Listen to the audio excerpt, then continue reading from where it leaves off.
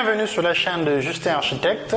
Je suis Ramo Lutonadio, ingénieur en structure et en conception. Dans cette vidéo, nous allons voir ce que c'est que les planchers.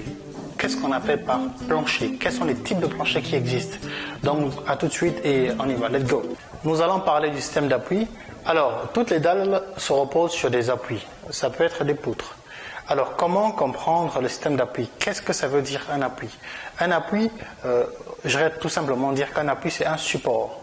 Une dalle, c'est une structure qui se repose sur une autre structure. Donc, cette structure-là sert de support. Donc, cette structure-là, ça peut être une poutre, comme j'ai dit tout à l'heure. Donc, ça peut être une poutre, ça peut être un élément, voilà, ça peut être une poutre en béton, une poutre en acier, ça peut être une poutre en bois. Donc, ça peut être divers éléments. C'est ce qu'on appelle par des appuis. Et comment comprendre le système d'appui? Comment fonctionne le système d'appui? En regardant une dalle, comment savoir que cette dalle-là a tel type d'appui et comment ça fonctionne? Alors, je vous donne un exemple. Donc ici, nous prenons l'exemple par exemple avec une dalle qui se repose sur deux appuis.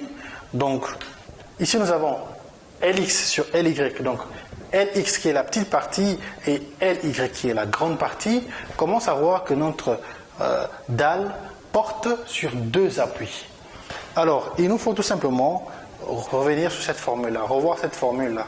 Donc, nous avons LX sur LY inférieur à 0,4 pour pouvoir vérifier que notre dalle, ou pour pouvoir affirmer que notre dalle se repose sur deux appuis. Alors, pour ce premier cas, nous allons donner un petit exemple.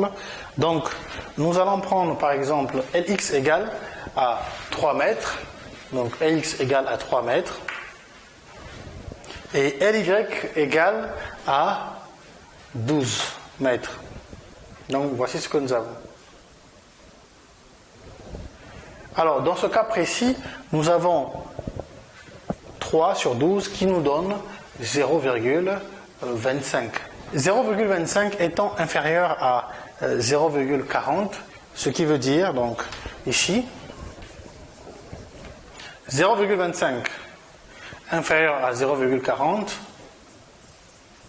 ce qui veut dire que notre dalle est unidirectionnelle, c'est-à-dire que notre dalle se repose sur une seule direction. Je vous montre ça, voilà. Donc, notre dalle se repose sur la grande portée, donc ici. Si on était en dalle nervurée, voilà ce qu'on aurait fait. Voilà, voilà, voilà, voilà. Donc, la moitié de nos chars sont répartis des deux côtés. Donc, de ce côté-là, ici, et de ce côté-là, ici. Donc, ici, on dit que notre dalle est unidirectionnelle. Donc, notre dalle se repose sur une seule direction. Voici. Donc, sur ces deux poutres-là, qu'on pourrait appeler poutre 1 ou poutre 1 et poutre 2. Donc, notre dalle ici est unidirectionnelle. Donc, voici comment se repose ma dalle. Passons au deuxième cas. Alors, dans le deuxième cas, nous avons notre dalle est une dalle qui porte sur 4 appuis. Comment déterminer une dalle qui porte sur 4 appuis?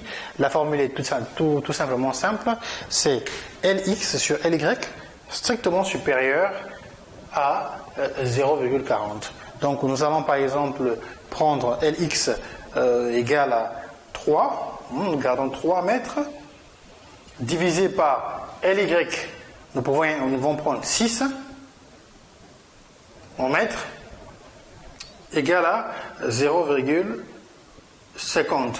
0,50 est strictement supérieur à 0,40. Ce qui veut dire que notre dalle est bidirectionnelle. Notre dalle se repose sur deux directions. Ça veut dire que c'est les 4 poutres. Contrairement à notre premier exemple, nous avons les 2 poutres en haut et en bas qui travaillaient. Ici, nous avons toutes les poutres qui travaillent. Donc, voici ce que nous avons en termes de ferraillage.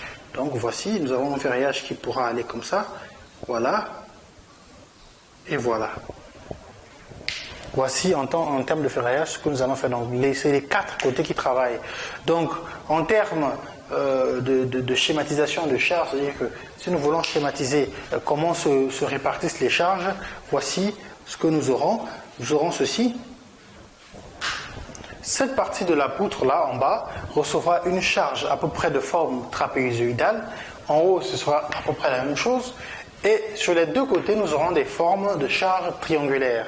Donc ici, nous avons une répartition qui est différente de la première. Sur la première, lorsque nous avons Lx sur Ly inférieur à 0,4, nous avons la dalle qui se repose exclusivement que sur les deux poutres. Alors, j'espère que vous avez compris le principe de la dalle bidirectionnelle et unidirectionnelle. Ce principe reviendra très souvent dans les logiciels.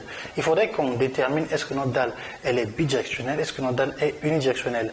Alors, on utilise beaucoup le terme unidirectionnel lorsqu'on parle de dalle nervurée. Lorsque notre dalle, elle est nervurée, on parle de dalle unidirectionnelle. La dalle nervurée se repose sur une seule direction. On pose des nervures sur une seule direction, donc c'est sur la largeur, parallèlement à la largeur, donc tout le long de la longueur. Et à quel moment on utilise les dalles unies, à quel moment nous utilisons le plus aussi les dalles qui se reposent sur 4 appuis, donc les dalles bidirectionnelles, c'est lorsque nous avons par exemple des dalles pleines.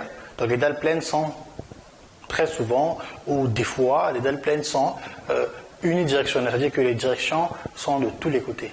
Voilà, nous avons terminé avec cette partie et à la prochaine.